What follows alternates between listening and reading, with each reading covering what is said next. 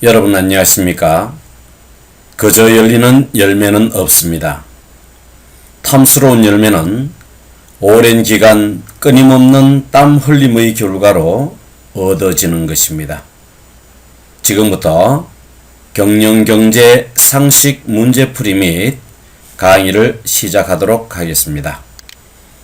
첫 번째, 국가의 시장 개입을 비판하고 시장과 민간의 자유로운 활동을 중시하는 사상을 무엇이라고 할까요? 정답은 신자유주의입니다. 스태그플레이션을 계기로 정부의 적극적 시장 개입을 기반으로 하는 케인즈의 수정자본주의에 대한 비판으로 대두되었는데요. 자유방임주의를 기반으로 시장의 자유경쟁을 위해 정부의 개입을 최소화하라는 이론입니다. 미국의 레이거노믹스, 영국의 대처리즘 등의 사상적 기반이 되기도 한 이것을 우리는 신자유주의라고 합니다. 두 번째, 총 가계 지출 중에서 식료품비가 차지하는 비율을 무엇이라고 할까요?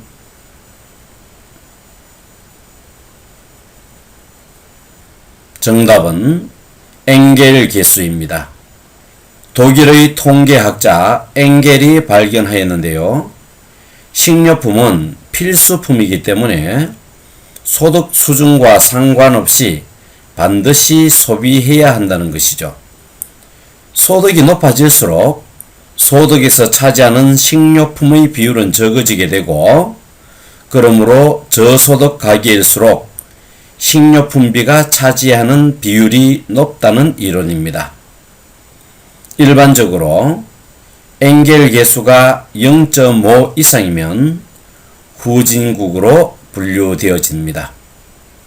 세 번째, 총 가계 지출액 중에서 수업료, 과외 교육비, 용돈 등 아이들을 위한 지출이 차지하는 비율을 무엇이라고 할까요?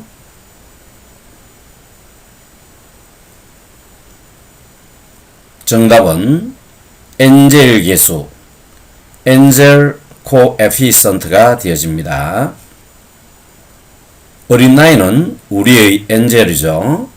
불황 속에서 엔젤 계수가 높아지는데 대체로 부모들은 아이들에 대한 투자가 미래에 대한 투자로 인식하고 있습니다.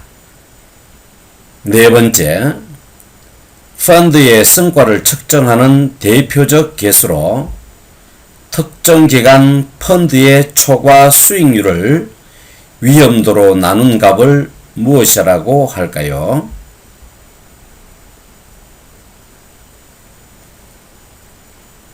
정답은 샤프 계수가 되어집니다. 공식을 보면 펀드의 초과 수익률을 위험도로 나누는 것인데요. 이 수치가 클수록 수익률이 높다는 의미가 되겠죠. 그래서 펀드의 성과를 측정하는 수치로 이용되어집니다. 펀드의 수익률을 측정하기 위해서는요, 최소한 1개월 이상의 수익률 데이터가 필요하고, 분산 투자가 잘 되어 있지 않은 펀드를 평가할 때 유용하게 사용되어지는 이 지수를 샤프 지수, 샤프 계수라고 합니다. 다섯 번째, 인구의 누적 비율과 소득의 누적 점유율 사이의 상관관계를 나타내는 로렌츠 곡선을 토대로 하였는데요. 소득의 불평등 정도를 파악하기 위해 고안한 이 지수를 무엇이라고 할까요? 정답은 지니 계수가 되어집니다. 다음에 곡선을 보면서 설명을 드리도록 하겠습니다. 기울기가 1인 부분 완전 평등 곡선을 나타내는 것입니다. 소득 분포가 완전 평등에서 멀수록, 즉 로렌츠 곡선이 대각선에서 멀어질수록 불평등이 심화되어지는데요. 진위 계수는 A와 B 영역에서 차지하는 A의 영역을 의미하는 것입니다. 완전 평등값은 0이 되어집니다. 완전 불평등값은 1이 되어지는데요. 로렌츠 곡선 A 영역이 B 영역까지 모두 차지하기 때문에 A분의 A가 되는 것과 같아서 완전 불평등 지수는 1이 되어집니다. 여섯 번째, 다른 기업과의 협조를 통해 시너지 효과를 노리는 협업의 경제학을 무엇이라고 할까요? 정답은 콜라보노믹스라고 이야기합니다. 콜라보레이션과 이코노믹스의 합성으로 만들어진 말이죠. 콜라보노믹스. 2개 이상의 기업이 연구개발, 생산, 마케팅 기법 등에서 서로 협력하여 효과를 높이는 것을 일컫는 말인데요. 유명 디자이너와 명품 브랜드가 만나서 그 시너지 효과를 높이는 것을 협업의 경제학, 즉 콜라보노믹스라고 이야기합니다. 일곱 번째, 한 국가 안에서 이루어진 생산 활동을 모두 포함하는 개념으로 생산 주체의 국적은 상관하지 않는 이것은 무엇이라고 할까요?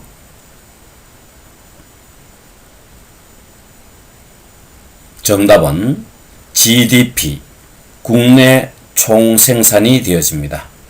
Gross Domestic Product라고 이야기하죠. 생산의 주체가 누구인가는 중요하지 않습니다. 우리나라 국민이든 외국인이든 우리나라 국내, 즉 domestic에서 생산한 모든 생산물을 일컫는 말입니다.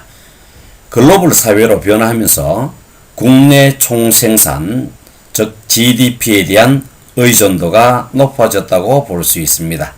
외국 사람이 우리나라에 투자를 많이 하는 것도 고용을 창출하고 소비와 소득을 증가시키는 요인이 되어질 수 있겠죠.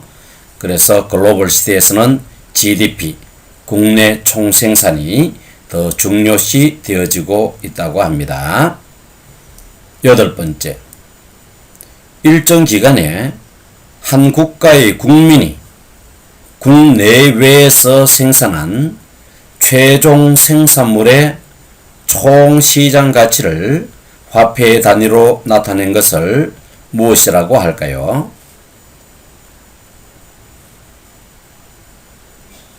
정답은 GNP, 국민 총생산입니다. Gross National Product입니다. 내 외국인에 상관없이 국내에서 총생산한 GDP, 국내 총생산과는 구별되어지는 말이죠. 우리나라 국민이 우리나라에서든 외국에서든 총생산한 것이 얼마냐를 나타내는 것이 국민 총생산이 되어집니다. 아홉 번째, 국민 총생산 또는 국내 총생산에서 정부 지출이 차지하는 비율을 무엇이라고 할까요?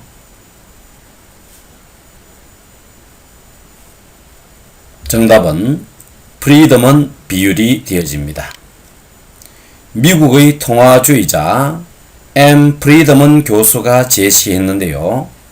이 비율이 높아질수록 실질 경제 성장률이 저하되고 그러므로 이 비율을 줄여야 한다고 주장하였습니다.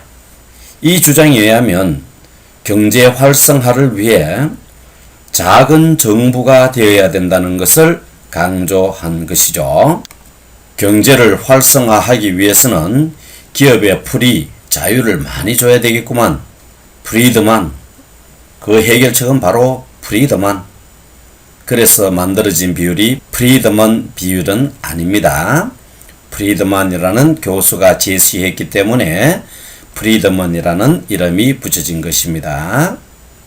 10번째, 악화가 양화를 구축한다는 법칙으로 가치가 큰 화폐와 낮은 화폐가 있을 때 낮은 가치의 화폐가 유통되고 가치가 높은 화폐는 사람들이 소유하고자 하여 시장에서 사라진다고 주장하는 이것을 무엇이라고 할까요?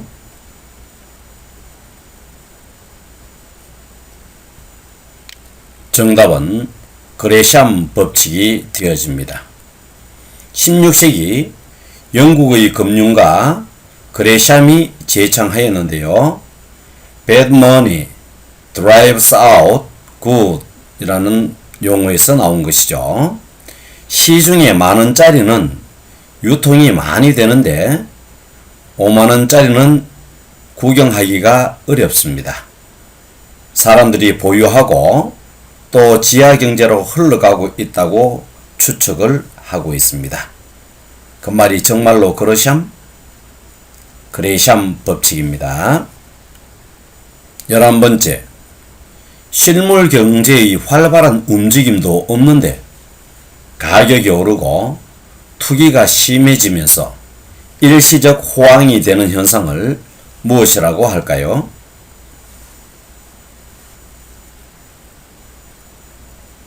정답은 버블 현상이라고 합니다. 거품이 꺼지게 되면 다시 불경기 상태로 환원을 하게 되는 것이지요. 돈이 생산적인 기업으로 몰리지 않고 투기나 사치성 소비 부분으로 몰리는 것이 이 버블 현상의 특징이 되어지겠습니다. 12번째, 공급이 스스로 수요를 창출한다는 경제학 법칙으로 팔로스리라고도 하는 이 법칙을 무엇이라고 할까요?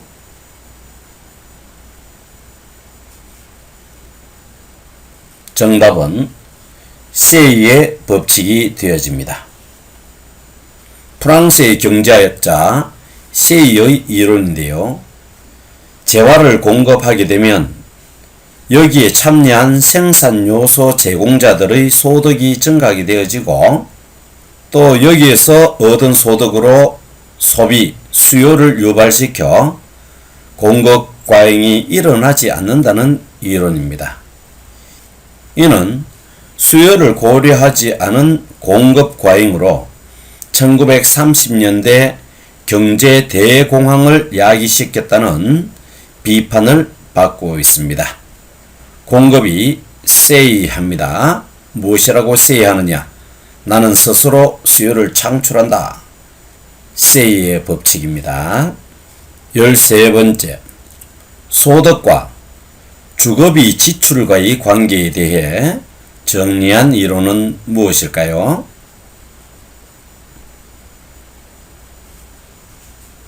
정답은 슈밥의 법칙이 되어집니다. 독일의 통계학자 슈바베가 주장하였는데요. 소득 수준이 높을수록 소득에 차지하는 주거비의 비율이 적어지며 고소득층일수록 슈바베 지수가 낮다는 이론입니다. 일반적으로 25%를 넘으면 빈곤층에 속한다고 합니다. 주거비에 올인하는 우리나라는 모두 빈곤층일까요? 너무 주거비에 집착하는 우리의 모습에서 조금 탈피할 필요가 있습니다. 에비비 슈밥의 법칙. 14번째, 물가 상승과 연동하여 농산물 가격을 산출하는 이것을 무엇이라 할까요?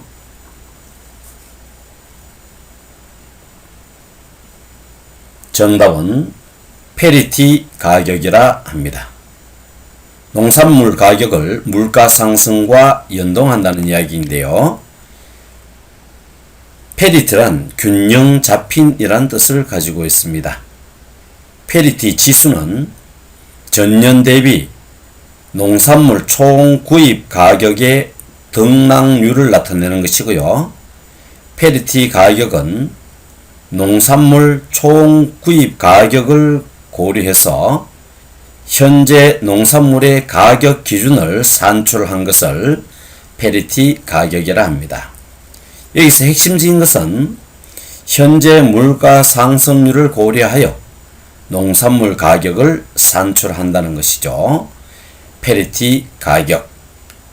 15번째, 국가 간의 물가 수준을 고려하여 각국 통화 구매력을 동일하게 해주는 통화 비율을 무엇이라고 할까요?